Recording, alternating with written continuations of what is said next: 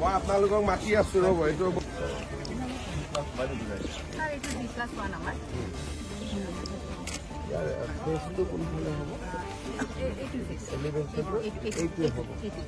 এইটোৱে ঢাকি ৰাখিব নেকি? আচ্ছা এই মঞ্চখন ডিছমেণ্টেল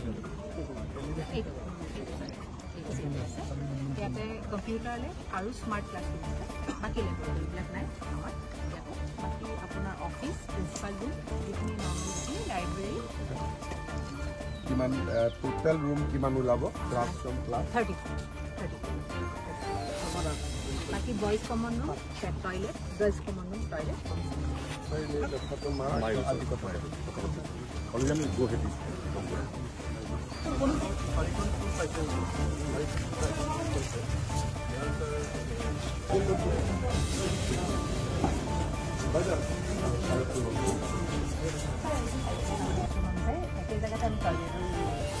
বাকীখিনি আমাৰ কম্পিউটাৰ কেমেষ্ট্ৰি লেব ৰুম ক্লাছৰুম গোটেইখিনি ক্লাছৰুম আছে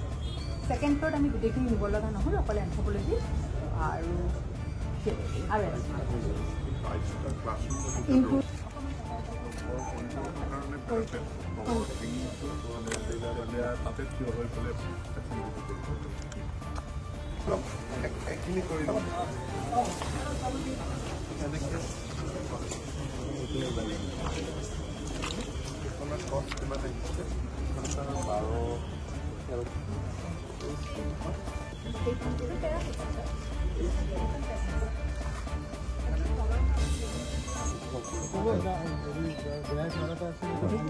ভাঙিলি পানীটো সেইফালে দি গুচি যাব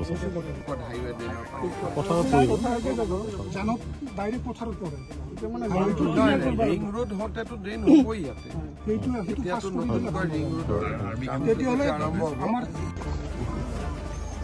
অসম চৰকাৰে আমি অসমীয়া মাধ্যমৰ বিদ্যালয়সমূহ নতুনকৈ নিৰ্মাণ কৰাৰ এটা কৰ্মসূচী হাতত লৈছিলোঁ আৰু বৰ্তমানলৈকে আমি 500খন স্কুল প্ৰায় 9 কোটি 10 কোটি কোনোবাত 11 কোটি কোনোবাত 7 কোটি লোকেশ্যন চাই পেলাই বা মাটি কিমান আছে মাটি কালি কিমান আছে তাৰ ওপৰত নিৰ্ভৰ কৰি আমি অনুদান আগবঢ়াই আহিছোঁ এই অঞ্চলত চাংচাৰীত 2খনকৈ স্কুল 500খন স্কুলৰ ভিতৰত চাংচাৰীত 2খন স্কুল আছে আৰু এই 2খন স্কুলৰ নিৰ্মাণ কাৰ্যও খুব দ্ৰুত গতিত আগবাঢ়িছে জানুৱাৰী মাহত আমি এই 2খন স্কুলৰ নিৰ্মাণ শেষ কৰি তাক আজি মই